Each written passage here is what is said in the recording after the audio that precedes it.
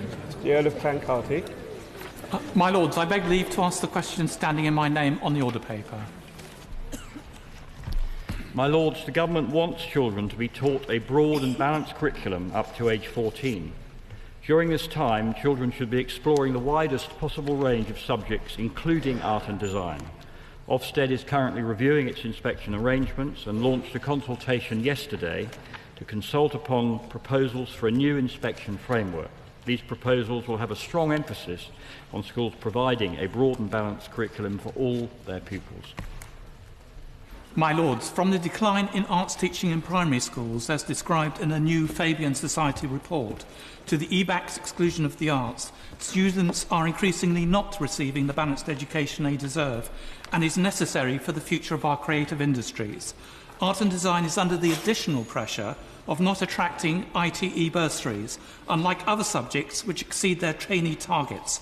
Will the Government address that particular unfairness? My Lords, we clearly need to prioritise our bursaries budget so that we can incentivise applications in subjects that is hardest to attract applicants. The vacancy rate, though, for art and design teachers as a percentage of teachers in post is lower than for music, and indeed over the last 2 years we've seen an increase in the number of applicants for both art and design and drama gone up in the last 2 years. Is he aware that GCSEs in design and technology have fallen by 30%, which is disastrous, and therefore I welcome the support for university technical colleges, because our 14,000 students do technical subjects at 16, 18. And does he welcome the new Ofsted policy by Amanda Spielman, that in the future Ofsteds will concentrate less upon exam results and more upon a broad and balanced curriculum? And this is good for art, music, design, and also design technology. I agree with my noble friend. Indeed, Section 26 of the consultation document addresses this directly in terms of inspections, and they will accelerate inspections where concerns are identified about the breadth and balance of the curriculum. And on paragraph 155, inspectors will consider the extent to which the school's curriculum sets out the knowledge and skills that pupils will gain at each stage. They will also consider the way that the curriculum selected by the schools is taught and assessed in order to support pupils to build their knowledge and to apply that knowledge as skills. My Lords, would the noble Lord... I beg your pardon. My Lords, high-quality art education as part of a broad curriculum has been shown not just to support our creative industries, but to improve academic achievement and also enable children to look at problems in different ways. In light of Ofsted's consultation on their new framework, which is looking at quality, intent and impact in the curriculum, could the noble Lord, the Minister, say how will this government ensure that there is no reduction in pupil funding in real terms? Good art education requires good teachers.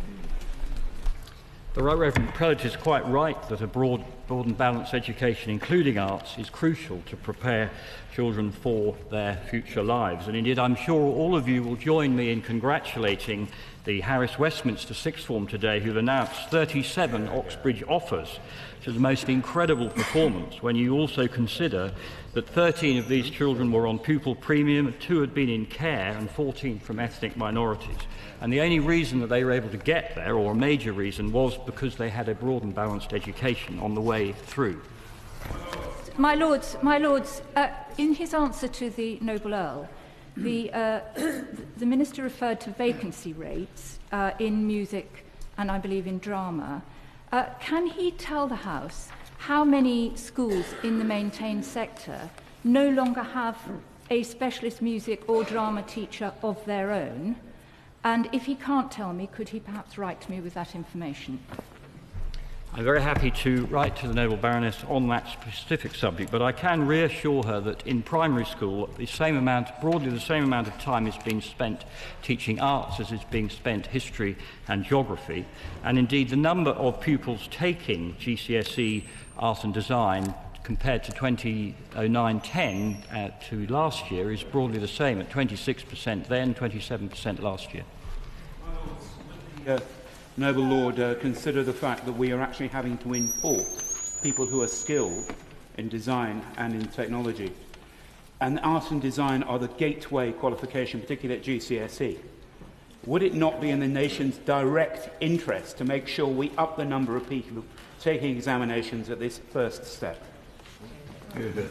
My Lords, in relation to design and technology specifically, we have seen a decline in the number taking it, but there has been a major restructuring in the way that that exam is taught. We've replaced it with a new food preparation and nutrition GCSE, first time examined in 2018.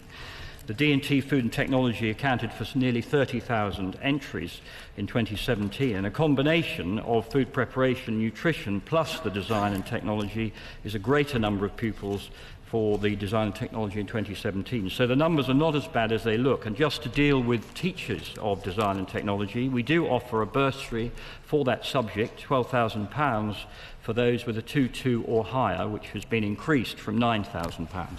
Is my noble friend encouraged by the growth of continuing growth of partnership schemes between independent and maintained schools? Has he noted that there are now over 1,200 partnership projects in the spheres of drama and music, but would he agree that there is more that independent schools can do to make their skills and facilities available to their colleagues in the maintained sector?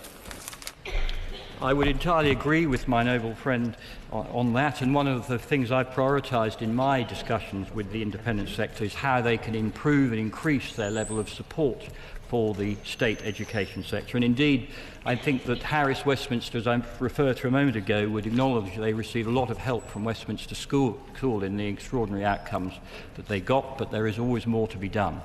Well, I'm pleased to hear from the Lord the Minister that Ofsted is to look at this issue, because arts subjects are compulsory in the national curriculum only at key stages 1 to 3, and as the Noble Earl has said, and referring to the Fabian Society report, even they're in decline.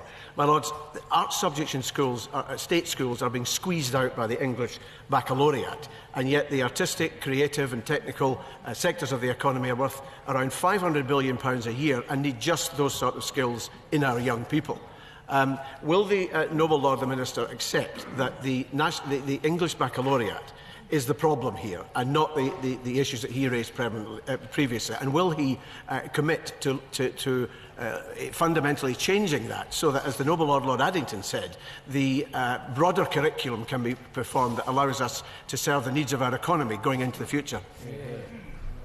My Lords, I'm afraid I do not accept for one moment the claims made by the Noble Lord. Indeed, in 2009, 150,000 pupils took art and design, and in the year just gone, 2018, 141,000, that with a cohort of 50,000 less pupils in the system for that phase.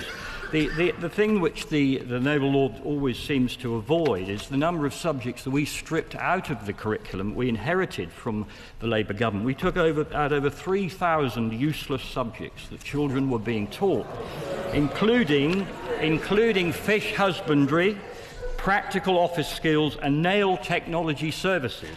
And we have brought back rigour to the education that children are learning. In 2009, only 365,000 pupils took science. Last year, 499,000. That's 130,000 children getting a much better education. Baroness Wilcox. I beg leave to ask the question standing on my name in the order paper. In doing so, I draw attention to my interest as set out in the register. My Lords, the Government has undertaken a significant amount of work to assess the impacts of leaving the EU. We are committed to maintaining high standards of consumer protection and close cooperation on enforcement. Under the withdrawal agreement, all existing consumer rights for UK consumers will remain the same until the end of the implementation period. I thank my noble friend the Minister for his response, short though it was. The Chartered Trading Standards Institute runs a centre called the UK Consumer Centre Network that assists consumers in cross-border disputes with the EU traders. Since it was formed just 11 years ago, it has handled over 100,000 cases. The UK Centre is currently co-funded by the UK Government and the European Union. Can the Minister assure the House that as we leave the European Union, the government will be fully funded, the UK part of the centre, so that it can continue its excellent work. I thank my noble friend for that question, and as you'll be aware, we've been dealing with consumer affairs quite a lot this week, and we debated this matter in relation to the Select Committee's report only last night. And in that debate, I made it clear that in the event of a no-deal exit, the government has committed to fund the UK European Consumer Centre for at least 1 more year until March 2020. That obviously will be kept under review during the course of this year. My Lords, my Lords, my Lords. Is it possible for us to also find out what the government is going to do about Amazon, who pay their taxes outside the UK? Will we be able to claim those taxes back to the UK after Brexit? My Lords, the noble Lord will appreciate that is a completely different question, completely wide of the question on the order paper, and I don't intend to answer it. My Lords, like Baroness Wilcox, I declare an interest as a former president of the Chartered Trading Standards Institute. And it's clear to all of us in the sector that consumer rights and protections have been continually strengthened through our membership of the European Union. And I would ask the noble Lord the Minister, why isn't the government valuing the cross-border enforcement work that the UK EU Consumer Centre promotes, and guaranteeing beyond 1 year's financing, as the noble Lord has just said, the work of that centre in advising UK consumers at this time of enormous anxiety amongst the consumer and business society. So would the noble Lord the Minister please say, is there any chance that the government will fund beyond 1 year this very important centre for consumers? My Lords, the noble Baroness, who has great experience in this field, is right to draw the House's attention to the very high levels of consumer protection we have in this country. And I'm very grateful for the fact that noble Baroness Lady Burt from the Liberal benches only yesterday stressed the fact that they were higher in this country than in most other countries in the EU. But obviously, as the noble Baroness will be aware, we will want to see those protections maintained. That is what we've made clear. And we don't think consumers should see any immediate differences in protection between UK law and that of the Member States immediately after exit. But we also think it is quite right and proper that UK enforcers should, wherever possible, continue to cooperate with their colleagues in other EU states. And again, that is something that I was very keen to stress in yesterday's debate.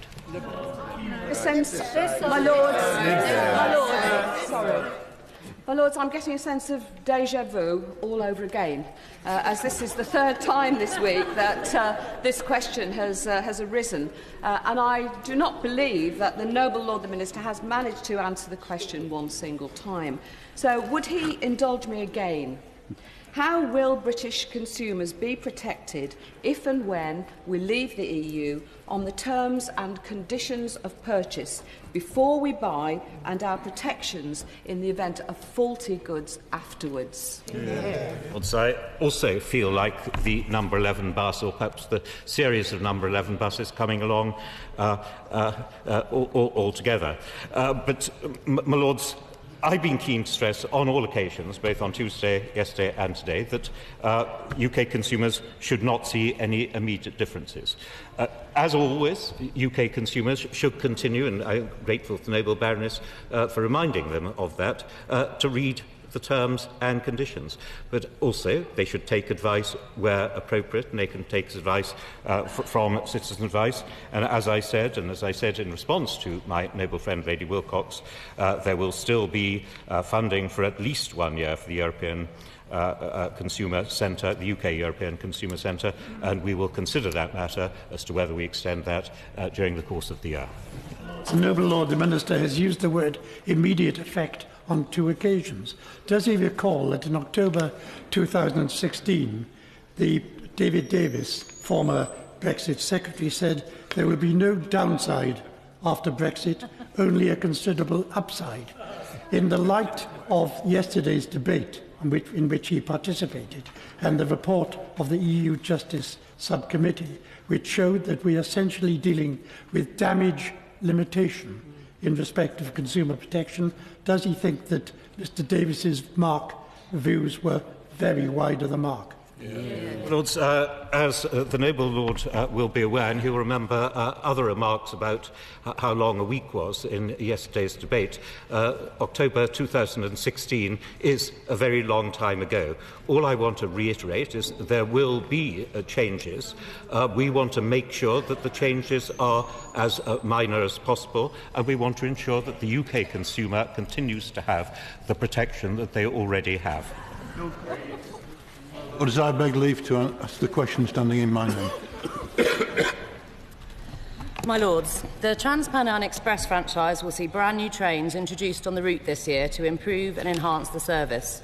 We also plan to invest £2.9 billion in the Trans-Pennine route upgrade to deliver faster, more frequent and more reliable journeys between Manchester, Leeds and York, with work beginning this spring. This is our biggest planned investment project on the existing railway. My Lords, the problem is that services in the Pennine area where I live and the north as a whole have got worse, and one of the reasons for this is the continuing industrial action between Northern Rail, Arriva and the RMT union. Another strike on Saturday, which I believe is the 45th strike in the last year. Does the government understand that they specified the services to be provided in the north, that the Northern franchise is a contract between the government and Arriva, and isn't it time that the government stepped in to assist in sorting out this present shambles? Very good. My Lords, we want to see further significant improvements in reliability for northern passengers. The problems we've seen have been caused by a number of factors. We're working closely with Transport for the North, which co-manages the franchise, to drive this, and we have seen significant improvements in reliability, especially since the December timetable changes were successfully introduced. But there have been, as the Noble Lord points out, over 40 days of strikes on Northern, and ending these strikes would, of course, significantly improve reliability. And although the disputes are between the union and the train operators, the government's doing all it can to help resolve the issue. The Minister has announced the improvement in the service. Is it true that Network Rail wrote to the Transport Secretary in September 2018 saying that from next year, for the next 5 years, the line will be closed for 39 weeks each year? Is that right? My Lords, I'm afraid I haven't seen the letter which the Noble Lord refers to. This is a huge project, as I say, nearly £3 billion to upgrade the route. Of course, alongside that, there will be disruption, but we are working really hard to make sure we get the balance right and ensuring that whilst we're improving reliability, there are alternative services. We've recently completed upgrade works on the Calder Valley line to ensure that there is an alternative route, and we'll be setting out further plans in due course. Further north, there is already a railway line that links Clitheroe in Lancashire to Hellifield, which in turn is linked to the Skipton-Carlisle line and would open up enormous passenger opportunities. That line was closed in 1964 for passenger services, but has continued to be used for freight. Representations have been made to the government by Lancashire local authorities, including Ribble Valley, asking for the restoration of passenger services on that line. In comparison with things like HS2, this would call for very few funds, public money, to be spent, and would link towns in Lancashire with places in Yorkshire, would be of enormous economic value in the region, and something I hope the government might consider taking seriously. I thank the Noble Lord for the question. We have got a new approach to rail enhancements, which is called the Rail Network Enhancements Pipeline, and that's following lessons learned on previous commitments. So what we're doing with each of these cases is studying them carefully. I'm not sure of the specific line which the Noble Lord refers to, but I will certainly follow that up and write to him. The Secretary of State blamed the trade unions for the excessive fare rises at the beginning of this year. But across Northern England, as elsewhere, passengers last year had a very poor deal, and it was caused by a lot more than trade union action alone. Will the government consider using a fare freeze in future years for companies that fail to deliver a decent service as they have promised? I certainly agree with the noble lady that the services provided to many parts of the railway system to passengers was not acceptable last year. We are working hard to improve it. And I know that passengers who have experienced significant delays will be, of course, frustrated with these rise in fares. We do need to be fair to taxpayers as well as passengers. Unlike the special compensation scheme which we've introduced, which is funded by industry, it would be down to taxpayers to make up the amount if we froze it. So we do think that introducing compensation schemes funded by the franchise companies is the best way to target those who are most affected. Lords, while declaring an interest as living in West Cumbria, where the problems we've been hearing about are acute, would the noble lady, the Minister, agree that at the heart of this ongoing story there is an issue about safety of passengers and care of passengers in a one-person operated rail system?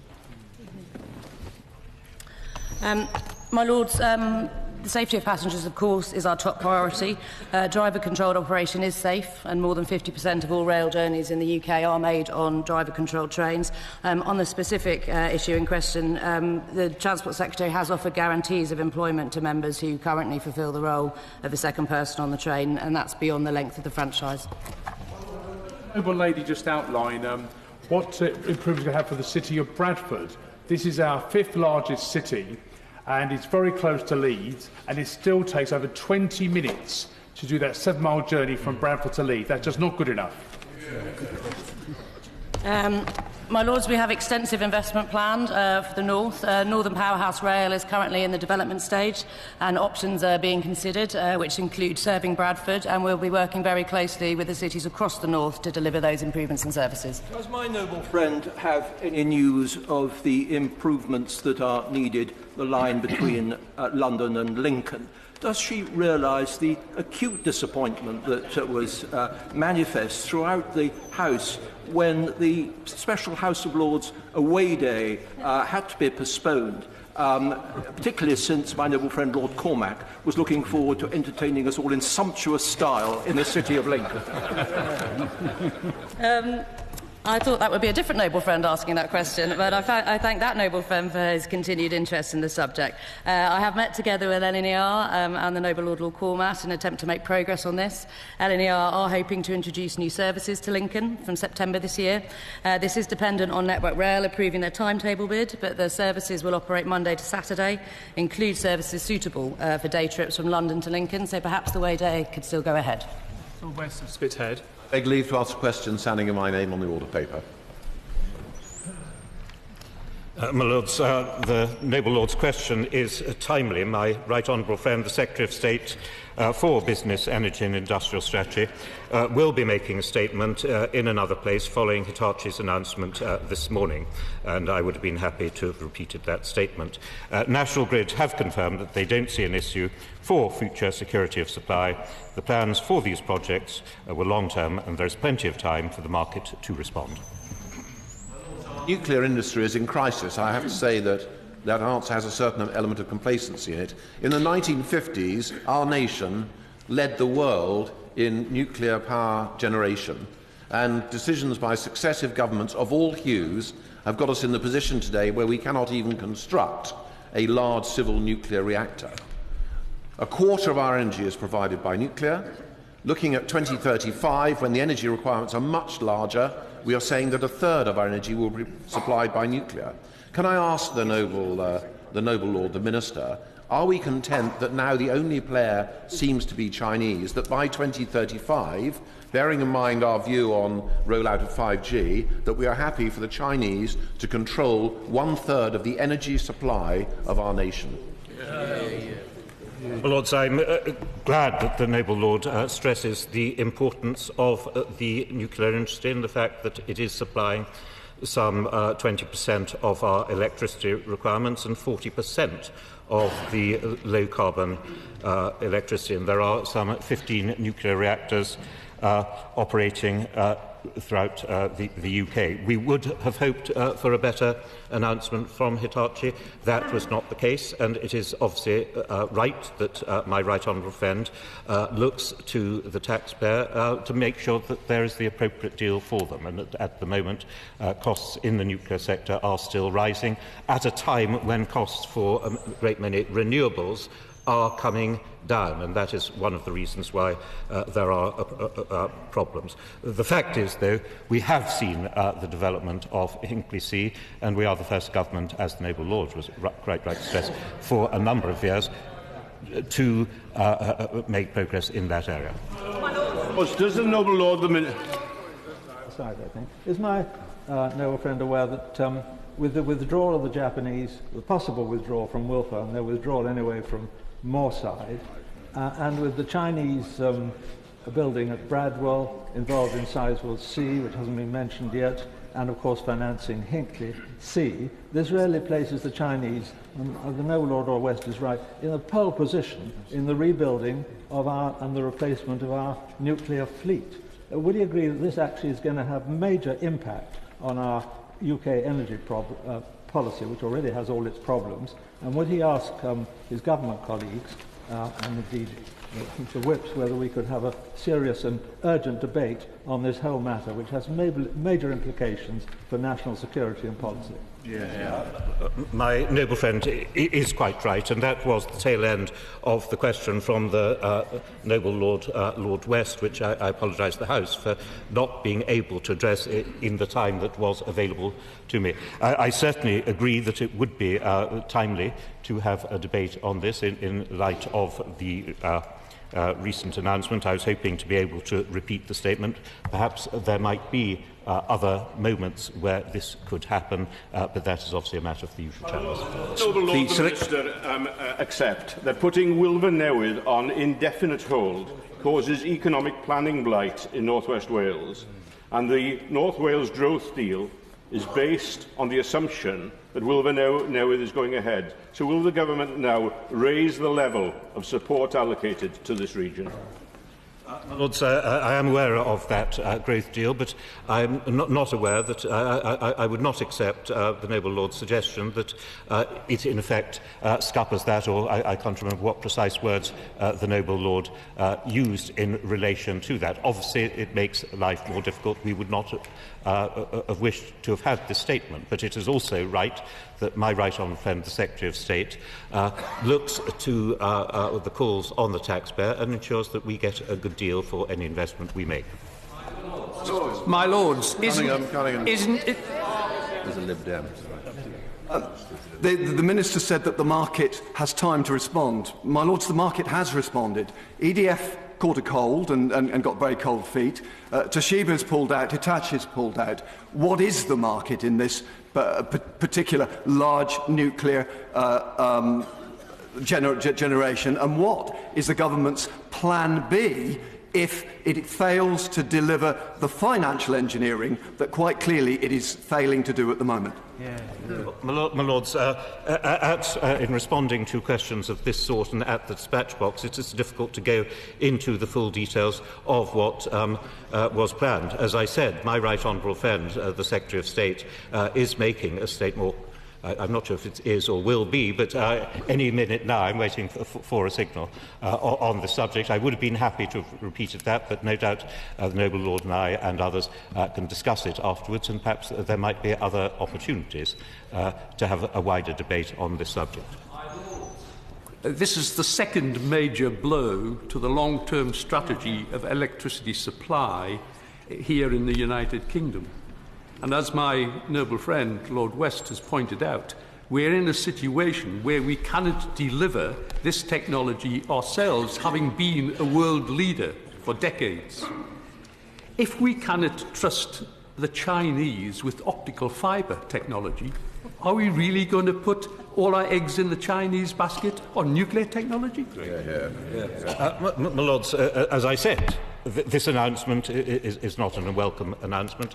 I would have preferred to have had more time to have debated it in a proper and timely matter. Nevertheless, we remain committed to nuclear power. The Noble Lord will remember our nuclear sector deal. We will look to see what we can do. We still have a great deal of expertise in this country, and I think, my Lords, we can work on that.